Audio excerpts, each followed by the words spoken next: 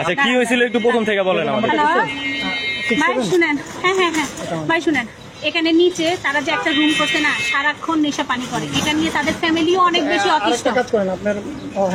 ছাদে গিয়ে তারা সারা বৃহস্পতিবার, শুক্রবার বা বন্ধের যে কোনো দিন তারা মদ খায়, গাঁজা খায়, ভাই উপরে উঠা যায় না।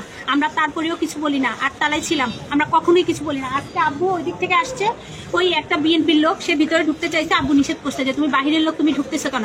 এটার পরে সে আব্বুর মাথা ফাটাই ফেলছে। আমরা জানি না, আমরা মেয়েরা কেউ কিছু জানি না। উপর থেকে আমি আসছি, এসে শুধু জিজ্ঞেস করছি ভাইয়া কি হয়েছে। আমার এখান দিয়ে পুরো গাল ফাটাই ফেলছে। এই যে আমার বোন এবার এসএসসি পরীক্ষার্থী, ওরে মারতে মারতে ওর মোবাইল নিয়ে পুরো টাইম ওদিকে নিয়ে গেছে। ভিডিও আছে, তারা বলতেছে সিসিটিভিতে সব আছে, সিসিটিভিতে ভাই সব আছে। ওরা বলতেছে ওরা বিএনপি নেতা, ওরা কিচ্ছু করতে পারবে না। আমার এখানে ওরা হাইসা হাইসা ছবি তুলতেছে, বলতেছে বাসায় যাই তোদেরকে দেখবো আমরা কি করি, কারণ তোরা তিনটা মেয়ে, তোদের বাপের বিয়ে নাই। ওরা এগুলা নিয়ে যায় পারতেছে করতেছে। আমার বাপের আমরা এখন মাত্র হাসপাতালে নিছি। এটাই কি বিএনপির বিচার?